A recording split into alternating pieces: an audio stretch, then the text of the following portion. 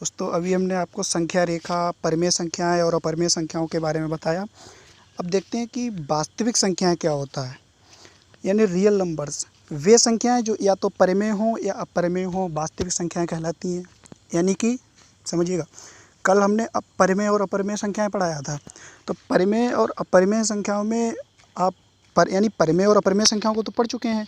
जब परिमेय और अपरिमेय संख्याओं को पढ़ चुके हैं तो वास्तविक संख्याओं को समझने में कोई दिक्कत नहीं होनी चाहिए। यानी कि वास्तविक संख्या क्या है, वास्तविक संख्याओं की सिंपल सी परिभाषा है और समझने के लिए भी सिंपल सा है कि वे संख्याएं जो या तो परिमेय हों या अपरिमेय हों, वास्तविक संख्याएं कहलाती हैं। वास्तविक संख्याओं को संख्या रेखा पर प्रदर्शित किया जा सकता है। वास्तविक संख्याओं को संख्या रेखा पर प्रदर्शित किया जा सकता है। इट मीन्स परिमेय संख्याओं और अपरिमेय संख्याओं, दोनों संख्याओं को संख्या रेखा पर व्यवस्थित किया जा सकता है। आगे देखिएगा, कुछ टिप्पणियां हैं। किसी संख्या का योगात्मक प्रतिलोम क्या होता है, समझिएगा। अगर क्वेश्चन में कभी पूछा गया हो योगात्मक प्रतिलोम, तो योगात्मक प्रतिलोम जिस संख्या का पूछा गया होगा उसका केवल चिन्ह बदल दिया जाएगा। जैसे अगर पूछा गया है कि 8 का योगात्मक प्रतिलोम बताइए, तो 8 यानी प्लस में है ना, तो उसका योगात्मक प्रतिलोम -8 हो जाएगा, केवल चिन्ह बदल दिया जाएगा। और अगर माइनस में दिया हुआ है तो +8 हो जाएगा, केवल चिन्ह बदलना है। चिन्ह बदलने से संख्या का योगात्मक प्रतिलोम मिल जाता है। आगे देखिए, किसी संख्या का गुणात्मक प्रतिलोम। गुणात्मक प्रतिलोम में क्या होता है, उल्टा करके लिख देते हैं। यानी 8 है, 8 का उल्टा क्या होगा, 1/8। यानी जिस संख्या का गुणात्मक प्रतिलोम बताना होता है, उस संख्या को 1/, संख्या लिख देते हैं। यानी जैसे 8 का पूछा तो 1/8, तो ये इसका गुणात्मक प्रतिलोम हो गया। अब देखिए, गुणात्मक तत्समक का मान क्या होता है, यानी मल्टीप्लिकेटिव आइडेंटिटी। यानी जैसे 8 का गुणात्मक प्रतिलोम पूछा गया तो संख्या कितनी हो गई, 8, उसका गुणात्मक प्रतिलोम क्या हो गया, 1/8।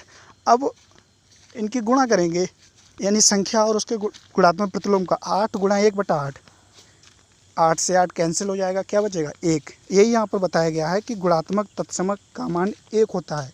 यानी संख्या और उसके गुणात्मक प्रतिलोम की गुणा का मान सदैव 1 होता है। अगला, संख्या 1 ना तो भाज्य है ना अभाज्य। संख्या 1 को ना तो भाज्य माना गया है ना अभाज्य। अगला पॉइंट, अभाज्य एवं सम संख्या केवल 2 है। केवल 2 एक ऐसी संख्या है जो सम है और अभाज्य है। अभाज्य क्यों है, अभाज्य इसलिए है क्योंकि ये स्वयं और 1 के अतिरिक्त अन्य किसी संख्या से विभाजित नहीं होती। वे संख्याएं जो स्वयं या 1 के अतिरिक्त किसी अन्य संख्याओं से विभाजित नहीं होती, वे अभाज्य संख्या कहलाती हैं। और ये 2 से विभाजित हो रही है, यानी स्वयं से विभाजित हो रही है, तो वे संख्याएं जो 2 से विभाजित होती हैं तो वो सम संख्या कहलाती हैं। तो इसलिए सम है और स्वयं और 1 के अतिरिक्त किसी अन्य से विभाजित नहीं होती, इसलिए अभाज्य। इसलिए अभाज्य एवं सम संख्या हो गई। अगला पॉइंट, 1 और 100 के बीच 25 अभाज्य संख्याएँ लिख के देख लीजिएगा आप। विषम संख्याओं का वर्ग सदैव विषम संख्या तथा सम संख्याओं का वर्ग सदैव सम संख्या होता है। जैसे विषम संख्या क्या है, 3 देखिएगा आप, 3 का वर्ग करेंगे आप 9, विषम हुआ। अब 2 सम संख्या ले लीजिए, 2 का वर्ग करेंगे क्या होगा, 4, यानी सम हुआ। अब आगे देखते हैं, सम संख्याएं किसे कहते हैं, एक बार समझ लीजिएगा। वे संख्याएं जो 2 से विभाज्य हों सम संख्या कहलाती हैं। यानी जो संख्याएं दी हुई हैं तो उनमें सम संख्याएं केवल वही संख्याएं होंगी जो केवल 2 से विभाजित होंगी। यानी 2, 4, 6, 8 इस तरह से जो संख्याएं 2 से विभाजित हो जाएंगी वो संख्याएं सम संख्या कहलाएंगी। और शून्य सम संख्या नहीं है, शून्य सम संख्या नहीं है क्योंकि 2 से विभाजित नहीं होती। अगला देखिए, विषम संख्याएं। वे संख्याएं जो 2 से विभाजित ना हो, यानी विषम संख्या सम का उल्टा है। वे संख्याएं जो 2 से विभाजित ना हो विषम संख्या कहलाती हैं। जैसे 1, 3, 5, 7, 9, 11, 13। सीधी सी विषम संख्या सम संख्या का उल्टा है, ऐसे मान के चलिए। सम संख्या 2 से विभाजित होती है, विषम संख्या वे संख्या जो 2 से विभाजित नहीं होती। अगला, भाज्य संख्याएं। 1 से बड़ी वे संख्याएं, 1 से बड़ी वे सभी संख्याएं जिनमें स्वयं एवं 1 के अतिरिक्त कम से कम एक संख्या से भाग लग सके।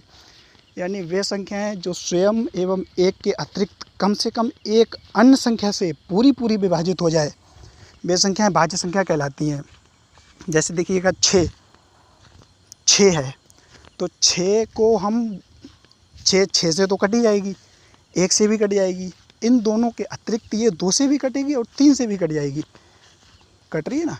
तो अगर ऐसा है कि स्वयं एवं एक के अतिरिक्त किसी अन्य और एक संख्या से विभाजित होती है, पूरी पूरी विभाजित होती है, तो वह भाज्य संख्या कहलाएगी। जैसे एग्जाम्पल में दिया 4, 6, 8, 9, 15, 16।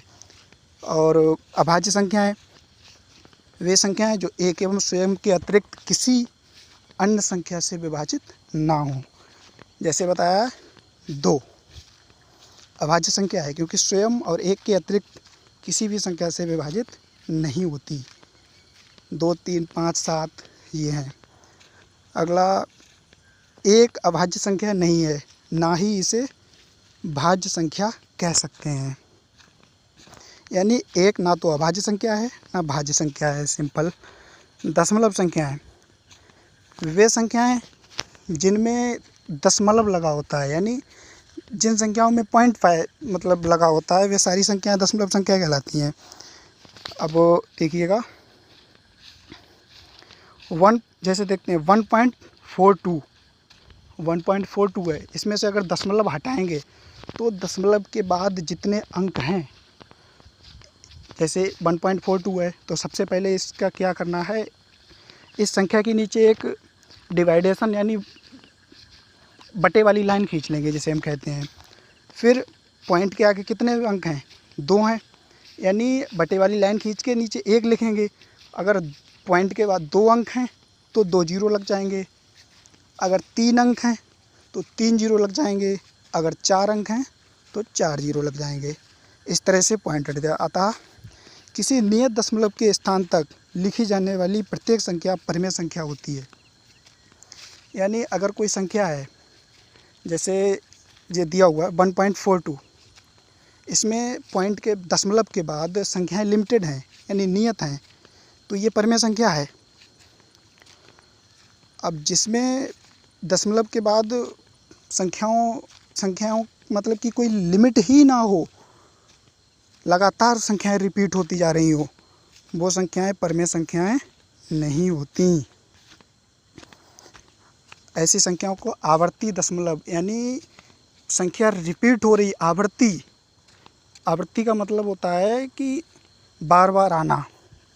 जैसे आगे देखते हैं 0.333 इस तरह से। तो आज के लिए इतना ही, धन्यवाद।